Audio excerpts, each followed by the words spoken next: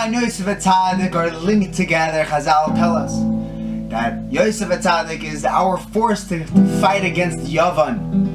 Yavan was all chitzonius. Yosef was about pnimius. Yosef was Soid. He's the Bechina of Soid. The whole Chanukah is Yosef HaTzadik. Part of one of the facets where we see the depth of Yosef, the Soid of Yosef, is in dreams.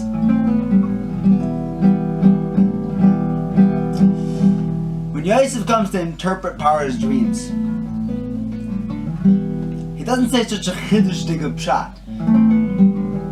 He dreamt of cows, livestock. He dreamt of wheat, bread. Why didn't the Chaitumim, the king's advisors, why didn't Paro's advisors think of a famine?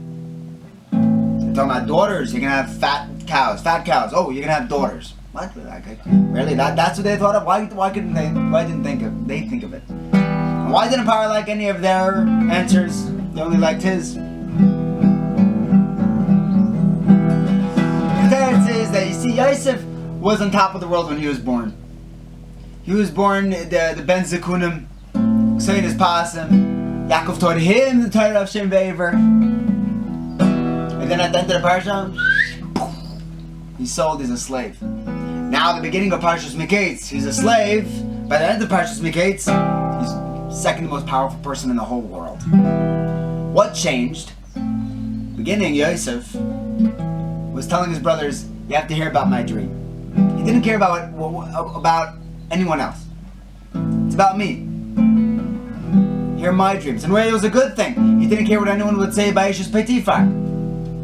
He was Soid. He was all about him. He was all about the depths. But when he was in prison, he looked at the Sarmashka and the Sarif, and he said, I can tell you guys don't look the same as you did yesterday. What's going on? And he started thinking about others. When he came to Parai, a melech is someone who now has the responsibility of everyone. Charlie Harari said that a king, Yichasin is Dema Melech, because now he's not about himself. Now he's responsible for someone else. Harari is listening to all the interpretations. And they're all talking about, you'll have daughters and they'll die. Yeah, but what does that have to do with my kingdom? I'm a king. Everything I do, the mahus of a king is his kingdom. Yosef came along and he said, Yosef is now in a state of mind of seeing others, of understanding the bigger picture. Godless, the definition of godless is to widen your frame and have more people being koilel in your world. You're a gadol.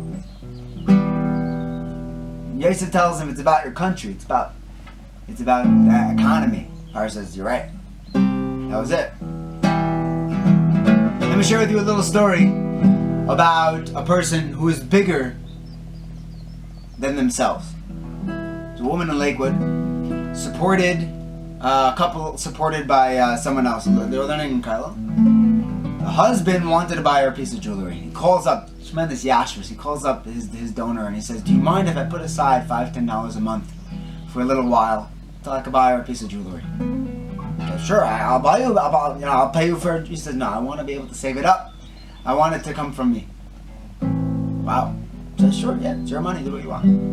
He saved up for 26 months, and he had $1,200. Calls his wife aside.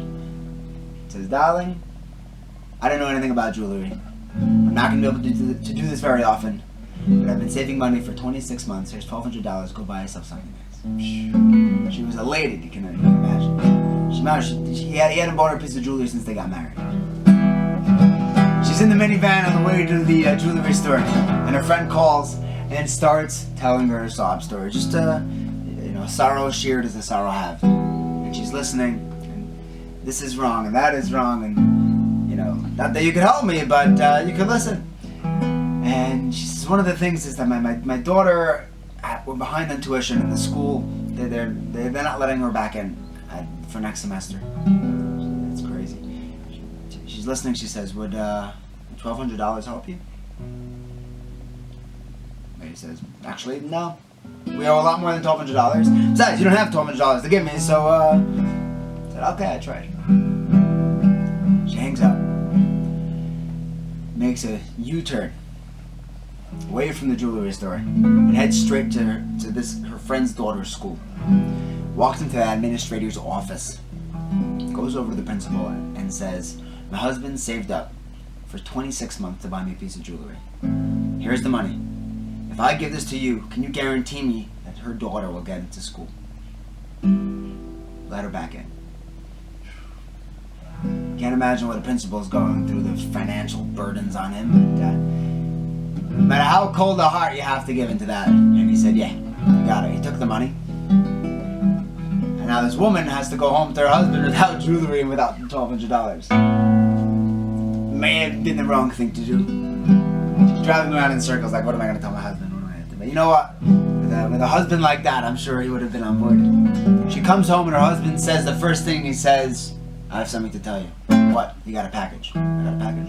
Yeah. He hands her a package that just came in the mail a minute or two ago. She opens it up, and it's from a jewelry store. And inside is a piece of jewelry, a chunk of diamond that is worth a whole lot more than $1,200. And there's a little note inside that says, nothing bad ever happens from doing the right thing. What happened? Turns out the principal called one of his supporters, or the school supporters, to try to make a sales pitch out of this story. Like, this woman just gave me $1,200 just to let a kid into school. Maybe you could help me get some kids into school also. And the donor flipped out. He said, are you crazy? You just took money from a woman. She's not gonna. You just took her jewelry money. You crazy? Who is this woman? Got her address. He immediately called up the jewelry store and said, send her over a chunk of jewelry. Yeah? Nothing bad ever happens from doing the right thing. The godless be able to see what other people need, not just me. Yeah, I could use a piece of jewelry because I haven't got bought a new piece in years, but this woman needs her daughter to get back into school. To see beyond, Yosef Tzaddik was able to see beyond, to see the bigger picture. What does the whole country need? That's Malchus, Be'ez Hashem. The Baruch Shalom should lift us up. And so is Chanukah, L'malam and Ateva, he should raise us up and be able to, like the fires of Chanukah that are always going up. So is Chanukah is the wick that's able to hold that Ruchnias down. It's the Malam and Ateva that we're able to experience down in this world. Be'ez Hashem, he should lift us up, and we should only go closer to the Baruch Shalom and only grow bigger and bigger in our entire lives. Mekimi, mekimi, mekimi, mekimi, mekimi, mekimi, me'ofardo. Mekimi, mekimi, mekimi, mekimi. Mekimi, mekimi, me'ofardo. Mekimi, mekimi, me'ofardo.